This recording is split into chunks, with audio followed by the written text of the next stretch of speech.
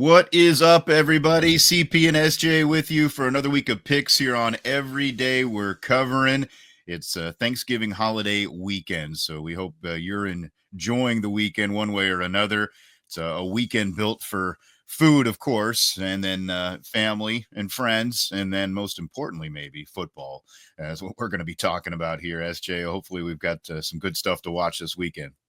Yeah, stuffing's probably on the menu for a lot of people, and the turkey itself, and all the I can take it or leave it, but a couple days off work, I'm with that. And let's go ahead and try to do some stuffing with that, some money in your pockets there, with the picks we made this week, because we're due for a heater here, and I'm feeling it this week. I think the extra time of the holiday is gonna give us some good vibes here.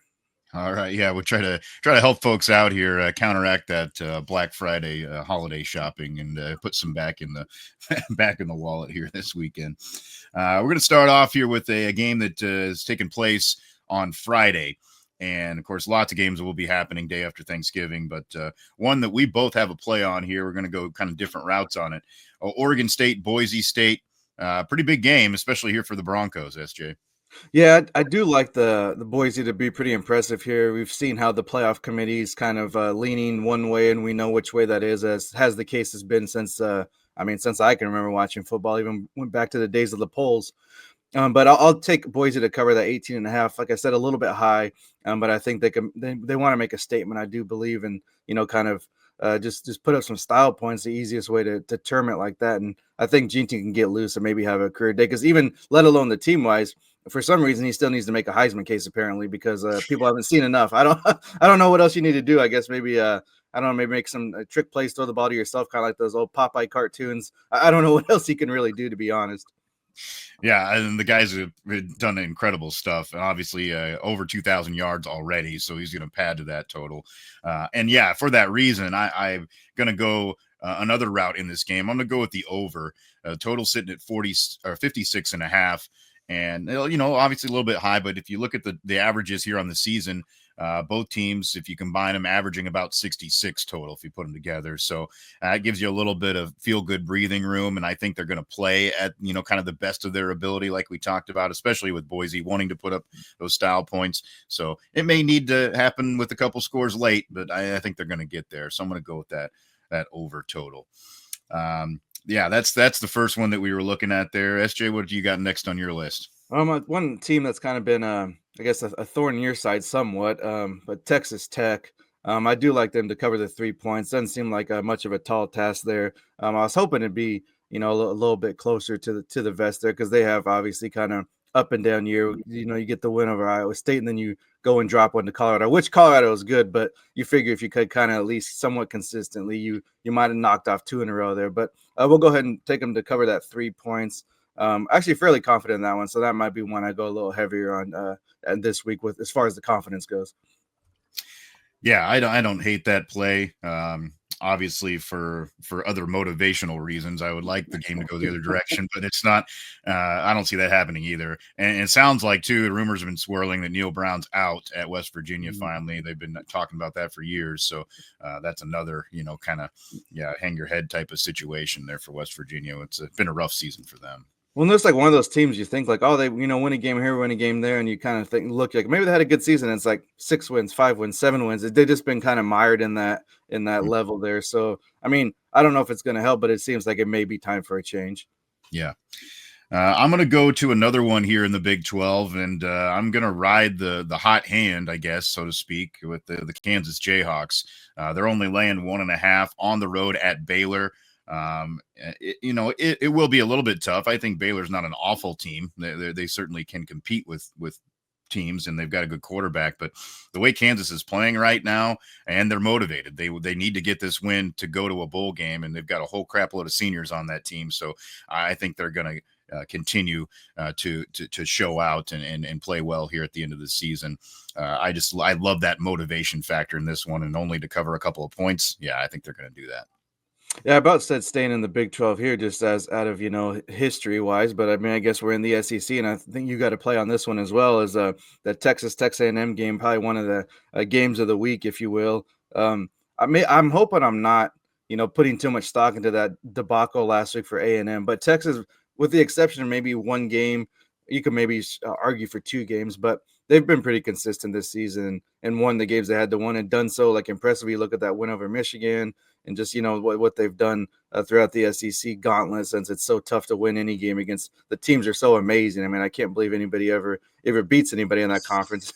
But anyways, I do like Texas to win. I got it at 5, I believe, and so I was earlier in the week, it was a little bit higher.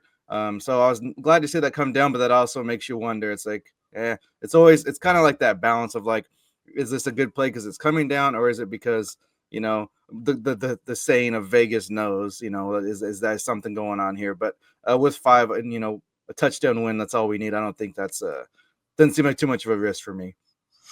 Yeah, I'm going the exact same play. I like Texas in this spot. I mean, Texas and Oklahoma come try to win in the SEC. Well, they're doing okay.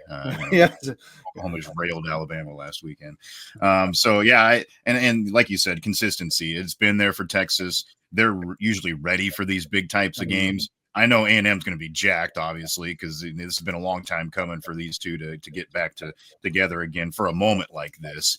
So their fans will be incredible, I'm sure. But, Texas is the better team. I think we've seen that play out throughout the season.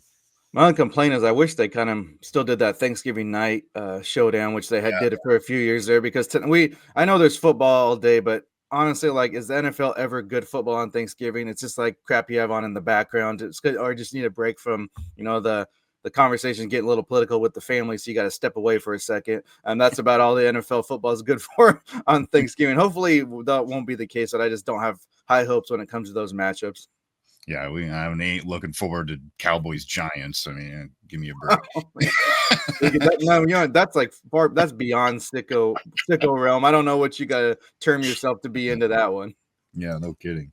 Yeah, I was talking to somebody the other day. They're like, "Can't we? I know that it's tradition, but can't we change it for 1 year? Like, nobody wants to watch these teams play." Well, as much as they flex in and out of games, they're giving teams a short week on a Thursday, pretty often. Why not do it when you probably going to have at minimum twice the audience, if not more? I mean, I can't imagine the ratings they get on a holiday just because people are actually off work and can watch it and don't have to go to. Well, I mean, for every game, you don't have to go to damn Prime. Some of them you do, but it would be awesome if this game was on Thanksgiving Day, but not the case. But we both think Texas will get that one. I'm going to go to another game in the SEC.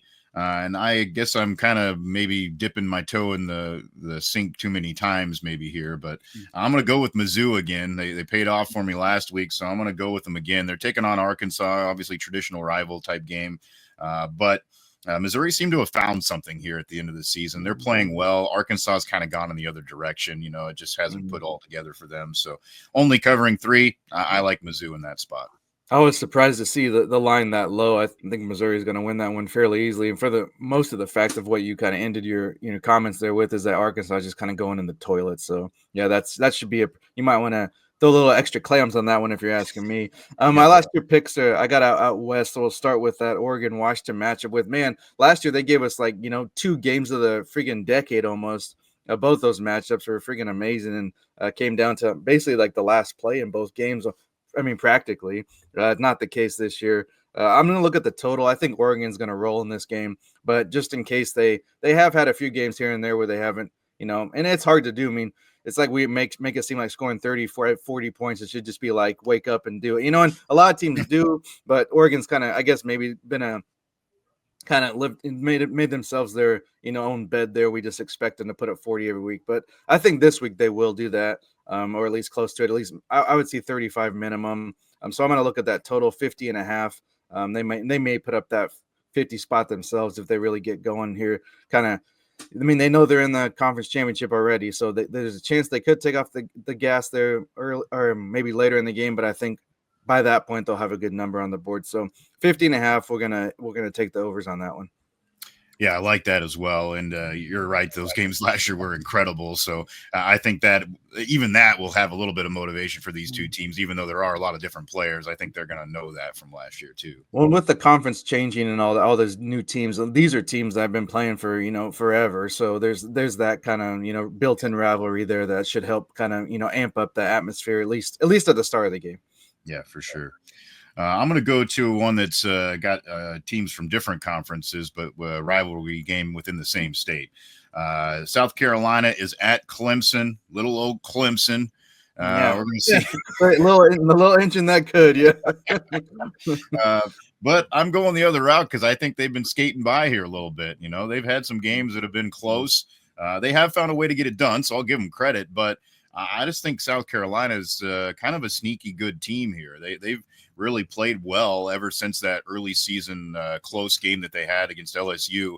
It seems like they've really turned it on since then, and when they've been in a big spot, they've come up with W's. So I don't love that it's on the road, but they're getting a couple points here. So getting 2.5, I think South Carolina is just the better team. So I'm going to go with them to win that rivalry game.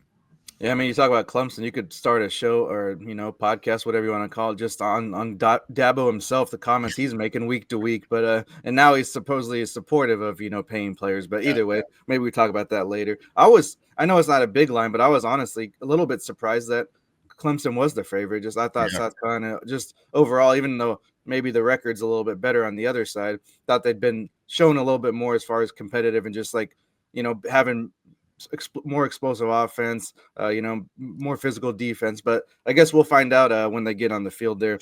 I'm going to go to a team that's kind of been good to us here over the last couple of seasons. Go, like I said, back out west to go to Sin City and take UNLV here against Nevada. I mean, honestly, like it's mostly about how bad Nevada is. UNLV, of course, has had another good season with the only loss to Boise. But 17.5 in conference is a little bit higher than we usually like to play.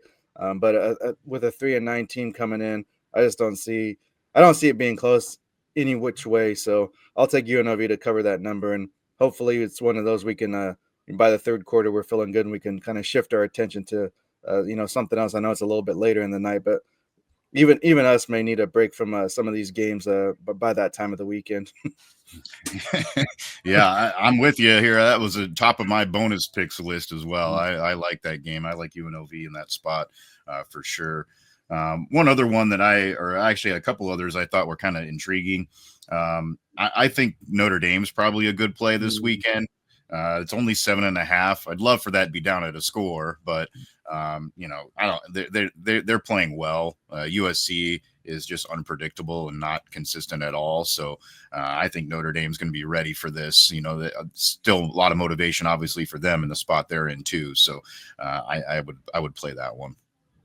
Yeah, I mean, if you want a sicko pick, I'm not sure where they're playing at this week, but that Illinois Northwestern game might be one to look at there. You have a total of 43.5 as it sits right now, and Illinois 7.5 point favorite. I mean, who knows? That seems like a spot to me that Northwestern could, maybe find a little magic there, a little Thanksgiving magic, and stay within that 7.5. Definitely not an upset pick, but could maybe cover that number. And even that total, this could be an ugly one. I don't know. I know I haven't, delved into the forecast unless the places that I'm going to be traveling this weekend. But I don't know. It seems like a winter storm is going to be hitting a lot of different areas this weekend. So that could factor into some of these games as well. Yeah, it's supposed to be a little cold for a lot of these here this weekend, so we'll see how that plays.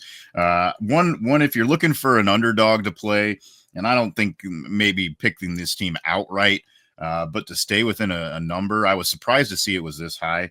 Arizona is getting 8.5 against Arizona State. Now, I know Arizona State's been playing really well, and I expect them still to win the game. But in a rivalry game like that, and Arizona with the talent that they have, even though they have struggled throughout the year, staying within 8.5 doesn't seem like too tall of a task to me for them to do that. There's been some, trash talking between those teams already here this week. So I could see that one being a tight one. So if you're looking to play a team that's getting a little extra points, that's one I would probably take a peek at too. Yeah, not to piggyback off last week too much, I'll go ahead and pick an outright underdog. I think Oklahoma can take down LSU. LSU's been kind of out of sorts. Brian Kelly's up to his old Brian Kelly tricks there. So and it's a very small underdog right now. They're plus 180, but I mean, but by the letter of the law here, that's an underdog. So I do think it'll be a close game. 6 point favorite for LSU, but that's one. If you want to go ahead and take a gander at an underdog, I would like that pick right there. All right, that's what we're looking at here this week for our picks. Obviously, tons of games to consume here over the next few days. We hope that you enjoy doing that, along with all the calories that you're consuming at the same time as well, whether that be of the food or the liquid variety. Uh, Now you got my attention there. Yes, like I said, that turkey, leave it alone. But I got some stouts and porters on ice. Let's get going here. Have a little breakfast of champions. Let's get to it. We hope you have a great weekend. If you see anything that you would love to let us know about, you see the handles right there at Cherokee CP, at SJM Bets. Hit us up on Twitter, and we'd be happy to go back and forth with you about some games, or let us know your picks, or if you find a fine beverage here over the weekend, let us know. We would love that. And of course, if you would like, subscribe and get the notifications here on this YouTube channel so you can get our picks all the time, each and every week. And then also, of course, like and share the podcast, available on all the major platforms. Our main host is at Spotify, but we're available on anything that you may use. And then, of course, that comes out for you usually at the end of the weekends. They're late Sunday night or Monday morning. So be paying attention to all those feeds, get all that stuff, and go have some fun here this holiday weekend. We hope you and yours have a very happy holiday here this weekend, and enjoy some good wins and good picks, hopefully, here this weekend as well. That's SJ Munoz. I'm Chris Parks. Thanks for joining us for another round of picks here on Every Day We're Covering. We'll see you next time for some more covers.